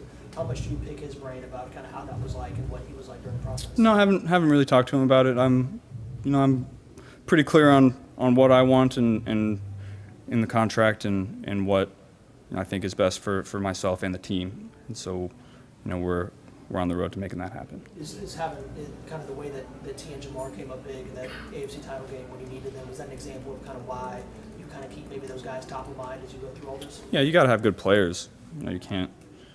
You see, it doesn't matter how good your quarterback is if you don't have good players around him. You're not going to be a very good team. All right, so those were the comments dealing directly about his contract. And look, he's not telling you anything there. He's giving you a little bit of slight little crack, opening the window insight about other players and relationships and all that kind of thing. But, Burrow's a pretty close to the vest guy. This town has not gotten to know him in any form or fashion. You might see him on commercials and all that kind of thing. But nobody can say in this town they know Joe Burrow. Do I think his teammates know him? There's no doubt in my mind. He's a great teammate. But wouldn't you say that's fair to say? He reminds me a lot of ways through his first 3-4 years in the league now. He reminds me a lot of Votto in that regard.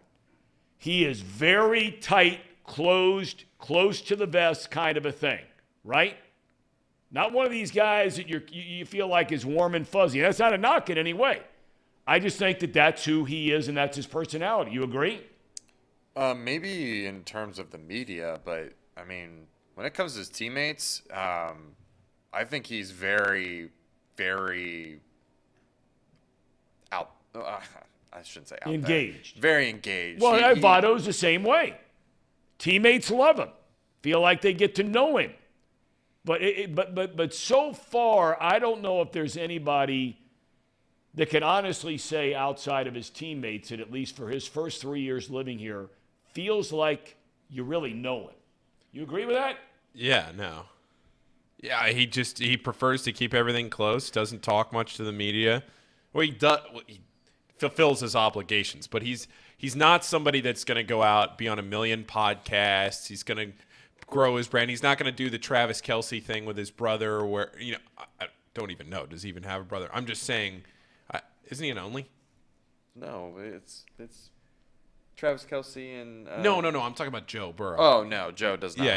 Yeah. So I'm saying, he's not going to go create the podcast that the Kelce brothers do or anything like that. Joe's going to be somebody who goes out there, does his work, fulfills his obligation to the media, checks the box, and just keeps on moving. I don't think there's anything wrong with that.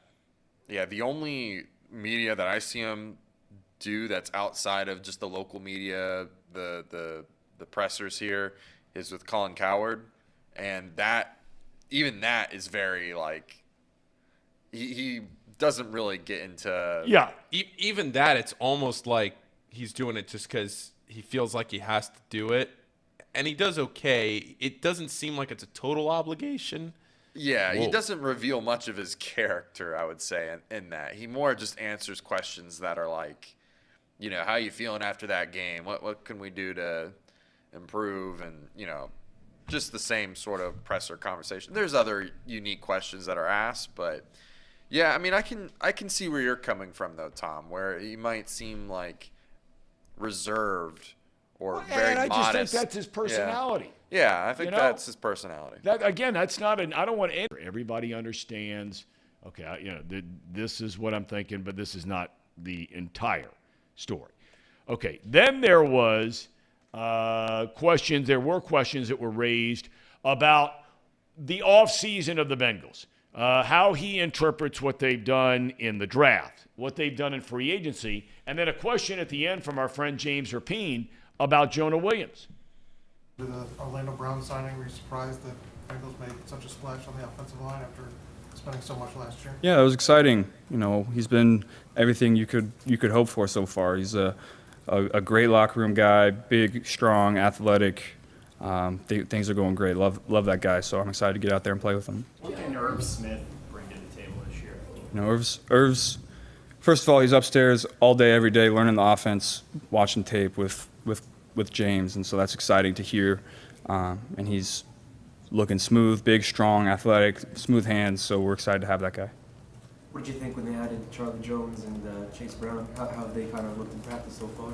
Yeah, I thought all the guys we've signed on offense that are rookies have looked really good so far. There haven't really been any major busts as far as running the wrong route or anything like that. And so that's the first step, learn the offense, and then, as they start to do that, they're going to start to play faster and more sure of themselves. But they've looked very smooth so far, catching the ball, running the ball, have a good feel for it. Obviously, the Orlando Brown signing was exciting, like you mentioned, but it meant a position change potentially for Jonah Williams.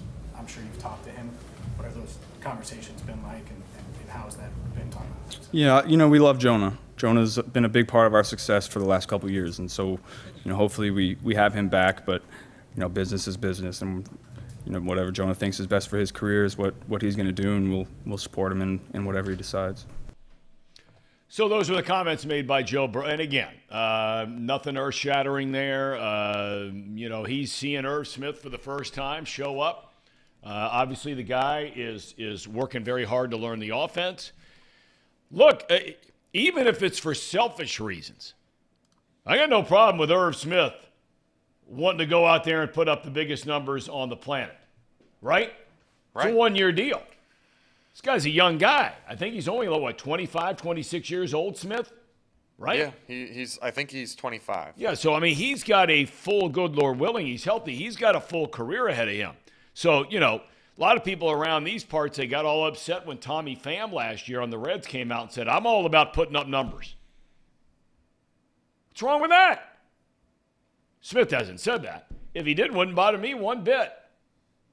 Long as he's part of the team And as long as he's doing the other things that they're asking him to do, whether in Smith's case it's going out there blocking, pass protecting, running routes where he knows he's not getting the football but still selling the route as though he might be the primary target, all the things that would make him a great teammate. If he came out and said, I want to catch 75 balls for 1,050 yards, no problem. Go get him, big boy. You know what I mean? Right. I'm all about players trying to reach a number total or a catch total or, something that will not only just help their career and, putting up numbers, but it's going to help the team regardless, right? If Jamar Chase wants to try to break the all-time catch record for the Bengals, I'm all about that because I know that's what's going to help them win in the long run, If Irv Smith, not that he said anything, wants to put all of his time and effort into learning this offense and goes out there and proves that he can play as our starting number 1 tight end and puts up a bunch of numbers, good for him. I'm happy for him because not only that, he's at that age where Bengals might go ahead and give him a contract. I don't know. You never know. You never know. You never know. So you never know. I would be I'd be all about Irv Smith doing well this year. Eventually, the injury thing, if we're gonna stick on him for a little bit, Irv Smith's injury history is an issue, but I don't believe it's the same issue every time. It's just multiple different injuries, and those usually don't translate to long-term out of the lineup issues, right? Guys that keep tearing their ACLs, those are the guys that you worry about. Guys that keep dislocating their shoulders, those are the guys you worry about because it's a known continuous deterioration of that ligament over time. You just know that it's not as healthy as other people. So, yeah, I mean, I'm all about Irv Smith. Luke Brenneman jumped in the chat and points out something that I was going to bring up and then lost track of it. He points out Paul with the fresh cut. Yeah. Didn't go for the mullet. Went for a little shorter. We got we got a hot summer coming up, hopefully. Got to go a little shorter. I don't know. Tracy Jones has an opinion on it, but we know Tracy. Now, Jones I want to, I want to get Tracy's opinion on this because now that you're engaged, Tracy, how are you, my friend? Nice to see you. What's good, Tommy? What do you got going there? I don't even know. I just pulled this out. I haven't worn it yet. This is the first time wearing it. What does that say? Might have alcohol. What is that? Might contain alcohol. Might contain. Okay. All right. Okay. Well, I mean, you bring the alcohol here, or maybe we provide the gas and you just like the match. I'm not quite sure how the whole thing ends up. But Paul, we have documented with you in the past. Your now fiance's who cut your hair? Cousin. Okay. So maybe you did that because you wanted to stay kind of in cahoots with your girlfriend at the time. Now that she's your fiance, okay, do you feel obligated to have her continue to cut your hair, or can you now kind of weed that out? Tracy, any thoughts on that? Looks like a damn skinhead with that haircut. Jeez, come on, Paulie. Really? Let me see it again. Go a little shorter. See? A little short. Casey has more hair on his face than you do on your head. That's true. Jeez. That's true. Hey, listen, I got to say something here because it's been really bothering me. I've been thinking a lot about it. Okay. Paul, what's the deal? What kind of what's your game plan? What's your roadmap with your situation of being engaged and getting married? What's the time horizon? Can you kind of walk me through it? Yeah. So this is a passing of the torch moment, Tracy, from Casey over here to me. So I'll be taking notes here. I've already suggested the potluck. I've already thrown that out there on the table. Get some things going. We haven't figured out the money situation yet, though. But on a serious note, it'll be next summer, June or July. That's the only time of the year really when it works out for the both of us, because with her teaching, my broadcast schedule, everything else, it has to be June or July next year. So we got some time, 13 months probably. Can I give you some advice? Yes. We really need to think this through, okay? The chances of this is going to be your wife, or it could be your ex-wife, right? It's 50-50. You have a lot of potential, sir. I've watched when you filled in for Tom Brenneman. You're kind of like an Elvis Presley back in 1954. I mean, you have that much potential. I picture you making $3 million as a broadcaster living in Terrace Park. I mean, you have that kind of ability. My point in saying all this, we need to have a prenuptial agreement, okay? We need to get this done. It's very, very important. Have you any thoughts on this? Have not considered it yet, Tracy. I was waiting for your opinion. I knew you would have an opinion. Yeah. Here's what you do. Tell her that you're getting in business with me, Tracy Jones, okay? And that I am asking for you to sign for her to sign a prenuptial agreement because, like I said, it's 50-50, right? We don't want her to come into my business, start asking for office space, an assistant. So let's have her sign the prenuptial agreement, say you're going in business with Tracy Jones, and I think we can get this done. Don't you think, Tom? Tom, is that good advice? Well, look, here's the thing, Tracy, I understand, because I did not, go the prenup route. And, I mean, shame on me, right? But here's the thing. Doesn't state law at the end of the day sort of win out on that? Every state's different, right? Or somewhat different. But, no matter what Paul accumulates, whatever either partner accumulates in the marriage, it's going to be a 50-50 deal at the end of the day, right? I don't think so, Tom. I actually had a post-nuptial agreement in Florida, which was different. But that, honest to God, but it didn't apply. I've never heard of a post-nuptial agreement. You can have a post-nuptial agreement in Florida, in the state of Florida, but that was not binding in Ohio. And needless to say, I was a brokey. I had to move out of my house. I had child support, spousal support, payment on a big house. I lost half my retirement, lived in an apartment, and I drove a Hyundai. See? Talking about down. You don't, but that's what I'm saying. I don't want to see her get half of your fortune.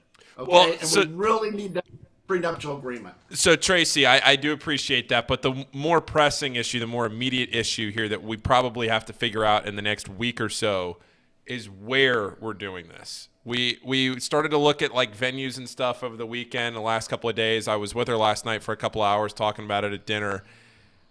We're kind of starting from ground zero here and don't really know where to go or what to do.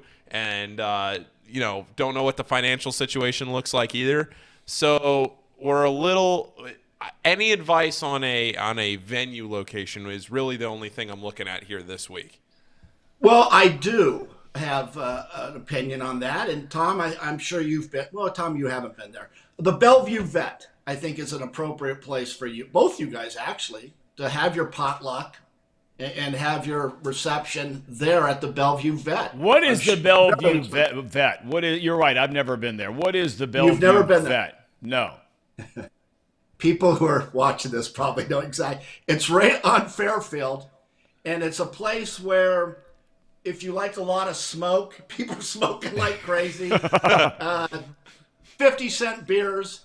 It's very entertaining. A lot of people watching, but it's very inexpensive place. Bellevue, cool. The Bellevue Vets Club, it's called, right? Yeah. Yes. Okay. Right. Is that vets Fairfield. Like for veterans of the military? Yes. What is? Okay. So a VFW kind of place, right? Exactly, and it's open to the public. Okay. So, but very inexpensive. It's got a big hall and everything. You could have the reception there. No? Yeah. All right.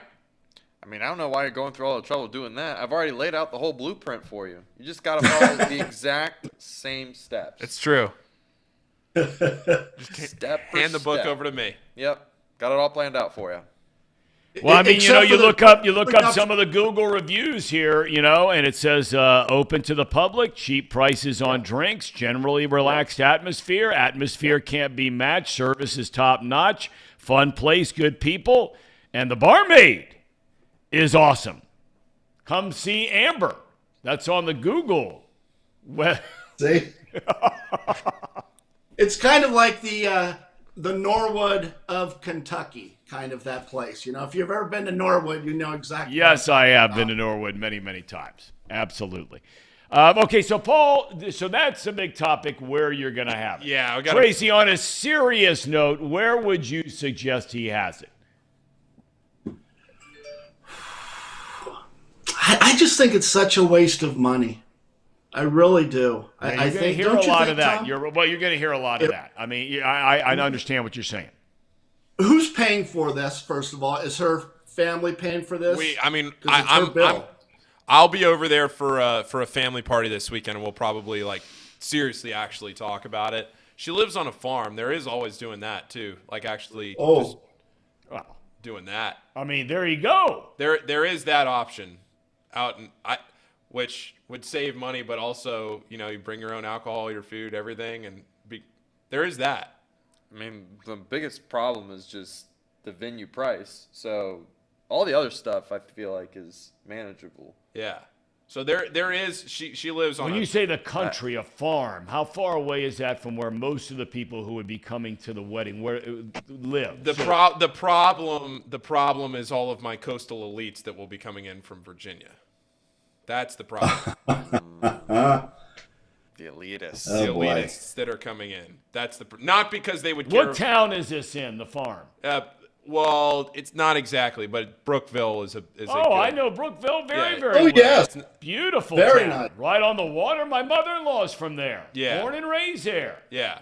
It's not that the people wouldn't like it. It's literally just the transportation issue of people that would fly in and then have to get all the way out there, and then where do they stay? Yeah, but they can stay in Batesville. They've got a couple of little hotels over there that are very nice. Brookville, the same kind of thing, unless you're having some, knockdown, drag out 400 or 500 people kind of deal. No, probably 250. 250 probably. You know what I'm thinking about, Tom? What are you thinking? I'm actually thinking about some getting a farm as well in the next year or so, growing some corn, maybe raising some pigs. I'm thinking about Blanchester. And I know, Casey, we talked about this. Casey, I know you're from Blanchester, and I apologize again, by making fun of you, because I know how you people are in Blanchester. If you want to hit on me, you could do that in a heartbeat. It's like the Corleone family of being, related to the mafia. But I'm actually thinking about getting a farm, and I think it would go great. I think the farm thing's neat. I think that would go over real well.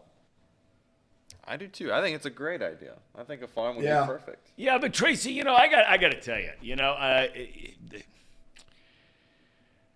I mean, I consider myself to be an avid outdoorsman kind of guy, right? Mm-hmm. I mean, I love the fire pits, and I love, having a few beers with my buddies around the fire pit, maybe light a cigar, whatever it might be. I mean, I like being outside. I like exercising. I like the fresh air. I'm out with my dog.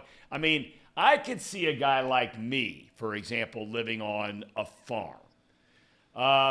You, on the other hand, I mean, I'm thinking to myself, I mean, you're physically fit, you look great, you take care of yourself, but then I picture you, because in the last 2 episodes we've had you on here, you have referenced, correct me if I'm wrong, if I don't have this right, Nordy's, right? Right. Meaning Nordstrom, right? Yes. The store? Okay. Nordy's, okay.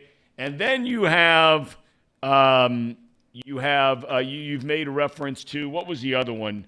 I can't remember what it was. But the point I'm making in a very long-winded and terrible way is, you talked about Whole Foods, going into Whole Foods to get something. Okay, I just remembered that. I don't think there are a lot of Whole Foods and Nordy's out in Blanchester. I could be mistaken. I haven't been there a while. And this is a good point. It really isn't my idea. It's Danae's idea. Her favorite TV show, and she watches it all the time, reruns of Green Acres. And she really likes Oliver Douglas. You remember Oliver Douglas? Of she course. considers herself Lisa Douglas. She would dress in that sexy negligee. She Oh, just yeah. thinks it really turns her on to see those farmer boys. She likes that type. So it's really Danae's idea. She wants to get a farm and see how it goes. I don't think I fit in as far as being a farm guy. But whatever my wife wants, whatever she wants, she gets. But she loves Green Acres. That was a great show, by the way. It was a great show. Zsa Zsa Gabor, if I remember right, and Yeah. Eddie Albert, right? Zsa Zsa was looking good back in the day. She is looking really good. Who was that J.O., the other guy that kind of helped around the farm? Who was that guy? What was his name? I don't know. What was that guy's name? I don't know. But, you know, though, you got me to thinking here when you were just saying that about you around the farm. And have you ever owned a pair of overalls? Absolutely. Because, you know, I bring that up because there was a time now, and you and I are showing our age. There was a time now, you know, when you and I were in our 20s, early 30s, you know, that kind of thing, where, you know, you'd go into some of the bars in and around town, wherever we were living, where there would be, you know, some women walking around in a pair of overalls, you know, in a T-shirt. Oh. You know? Remember those days? That's a good look. And I used to go in there with my parachute pants. Remember parachute pants? My mullet, I was working a mullet. I remember those days. A lot of good memories, wasn't it, Tommy? A lot of good memories. Yes, there were. A horrible dress up. Yeah. Yeah, you had those Zumbas. Isn't that what they were called? Those Zumba pants? Is that what they were? We called them parachute pants. I actually wore that to the waterfront. And here's what's funny. I was even dressed like an idiot, kind of like how I dress now. And by the way, I got to put a shirt and tie on and go meet some people today, shave. But actually, I would pick those parachute pants and still pull some wool, if you can believe that, with that outfit.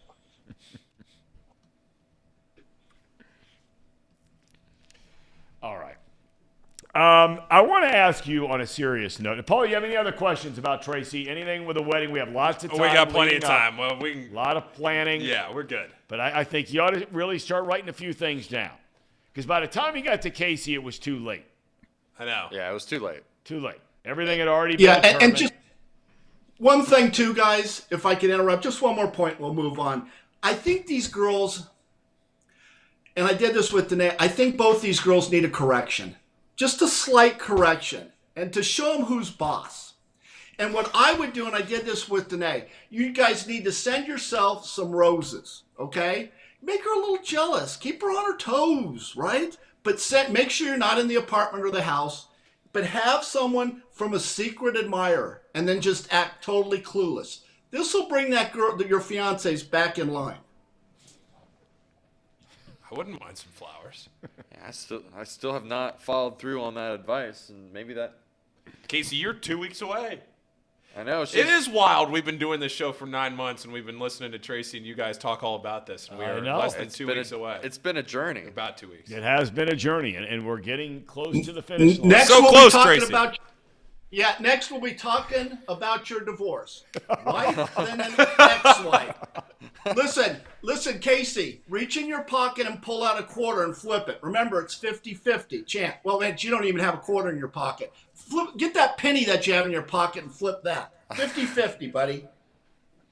50-50. All right, I want to get into something serious here for a couple of minutes because, you know, when you came to the big leagues, and for a lot of people who don't remember, I don't know if I've ever brought this up on the show, but the wave of players and talent that you came up with, were the Barry Larkins and the Paul O'Neills. O'Neill, by the way, is on the show tomorrow. Good. Paul O'Neill and Barry Larkin and Cal Daniels and Chris Sabo and on and on and on and on. Eric Davis. You were the number 3 hole hitter on those teams in your days in the minor leagues. I didn't hear. Where did I hit? You were the number 3 hole hitter in those minor league lineups with all those guys either in front of you or behind you. I think the number 3 hitter is your best hitter in the lineup, right? Because Griffey hit third, Eric Davis, when I wasn't there, hit third. Yes, I forgot about that, Tom. Thanks for reminding me. No problem. I don't know if I've ever brought that up. But Back in those days, there was no such thing as interleague play. That was introduced sometime in the late 1990s, I believe, been going on 25, 26, 7 years, whatever it is. And this weekend, front and center, the marquee franchise in all of professional sports. I mean, they're bigger than the Cowboys in football. They're bigger than whoever in basketball or hockey. The New York Yankees are coming into town. Do you remember the first time you played against the New York Yankees, and was it different playing against the Yankees than somebody else? Whether they were good, bad, or somewhere in between didn't matter. Was it different? I think that's a great question, actually. It is different. New York is different. I mean, I didn't care if you played against the Mets or you played against the Yankees. It was just different being in that city. I got a little tight, a little bit, because it was a big crowd and just the great players that have played for the Yankees. But yeah, what a stadium and what a place to play. And you know, Paul O'Neill was great. You know, a lot of people thought that the Reds got the best of that trade, right, for Roberto Kelly. Yep. Do you know that actually, and ask Paul about this, Jim Bowden brought in 10 of his scouts to give an opinion. Who would you rather have? Would you make a trade for Roberto Kelly or would you keep Paul O'Neill? Every single one of them said they'd take Roberto Kelly except for one guy who was asked. Do you know who that was? No. Ken Griffey Sr. Ken Griffey Sr. said he'd keep Paul O'Neill. And the rest is history. Ask Paulie about that. I think he knows that story. I will. I'll definitely ask him about it. But, you know, there is something, or I'm asking you, I can relate to there is something different about going to New York. Because, you know, I think oftentimes we forget, Tracy, that for the overwhelming majority of guys that play Major League Baseball, you know, they go through the minor leagues. You go through the minor leagues, you never go to New York. No. Most of the people that grow up in this country of ours never have been to New York City. I mean, like in the 90-something percentile, right? They've never set foot in that city. And man, you know, now they're coming here, and the Mets have already been here, so the Reds will not go to New York this year. But it really is amazing how different it is when you go into that city for the very first time. Even as a Major League Baseball player, where you got a bus taking you to the stadium, you're flying in on a private plane, you got a bus taking you home from a stadium, unless you want to take a cab or the subway or whatever it might be. And even that, in and of itself, the subway is a whole different experience, right? But, I mean, there is just something so different about playing there than anywhere else. Tommy, if I could kind of pull back the curtain a little bit and be brutally honest here, I went to the ballpark and I went to my hotel room. I didn't do a single thing in New York. It kind of intimidated me a little bit. Yep. You know, we stayed right at the Grand, I think it was. Grand Hyatt. And Grand Hyatt. And right across the street was the Howard Johnsons. And that's where we'd eat breakfast.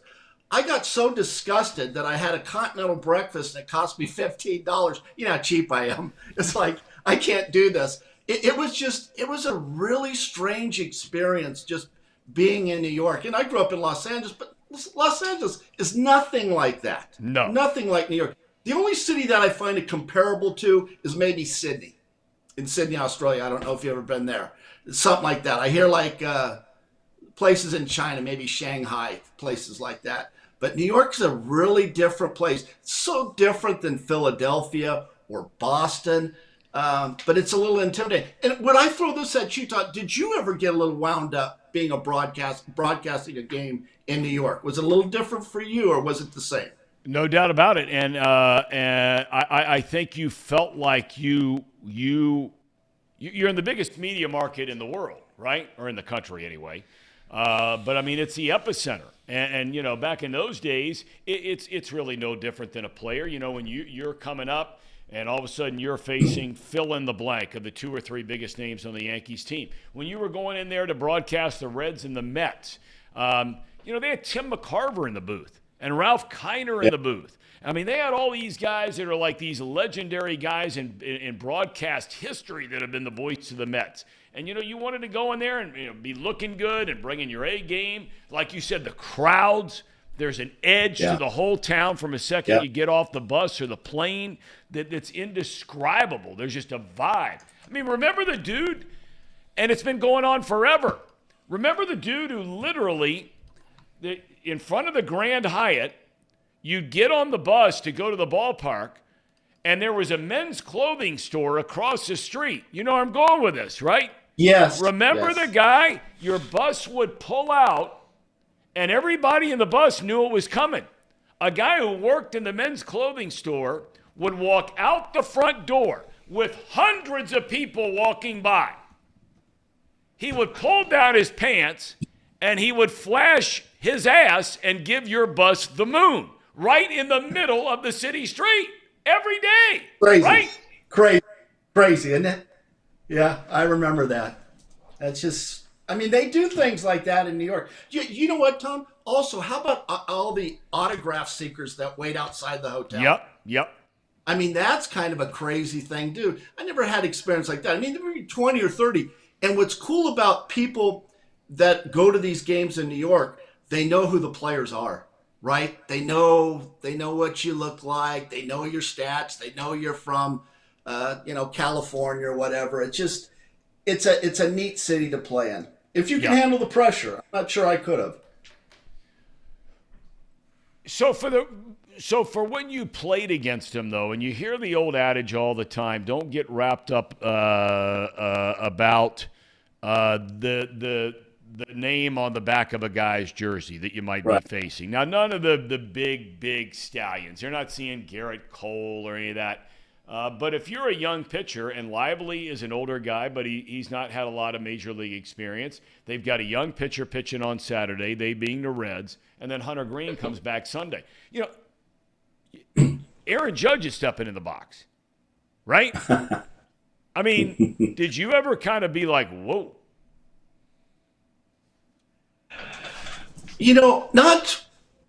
I did that with the Oakland A's a little bit. If you want to get into being in awe of players, Ricky Henderson was he really was some player. Canseco, a McGuire. I mean, when I saw those guys, I was like, oh boy. The only team that really, when I was in awe of them as well, is playing against the Mets. When you had Doc Gooden, when you had Darling, you had Sid Fernandez, Rick Aguilera, and Bob Ojeda. Yeah, that was a pitching staff, and then they had a bunch of great players, and then they'd sell out Shea Stadium at 54,000 fans, and there is nothing. Well, that's not true. When Doc Gooden walked from the bullpen and the fans start cheering, there's an energy. I start getting goosebumps, just the energy in that ballpark. There's only one other ballpark that I experienced something like that. That was opening day when I was playing for the Tigers, and we were playing against the Boston Red Sox. And Roger Clemens walked from the bullpen. And I'm telling you guys, that was a great experience. I really do start getting goosebumps. You get fired up seeing something like that. And I didn't know, and I just hear the fans start cheering and making a bunch of noise. I go, what the hell's... And here comes Roger walking from the bullpen. Super cool. Last thing I want to ask you about, we talked about this at the very outset of the show. You played the game, right? You played the game. By major league teams. A lot of people get wrapped up, and they did yesterday, when the Reds lineup was announced, and Matt McLain wasn't in the lineup. They're playing Kevin Newman. And I'm not knocking Newman, but he's not a part of the future of the team. There are other guys that are in the lineup, and a lot of fans are going, what in the hell is going on here? You got a chance to win a game in Denver, win a series in Denver, finish a road trip at 4-2. Do you remember whether it was Pete Rose or any of the number of managers that you played for, and you wanted to be in there every day, selfishly speaking, I get it. But do players, sit next to each other, maybe the dude with a locker next to you, and say, man, wonder what Skip's thinking about here today? Yeah. God, I got to watch what I say. I had one manager that I would see players in the lineup, and I turned to one guy and I said, is he trying?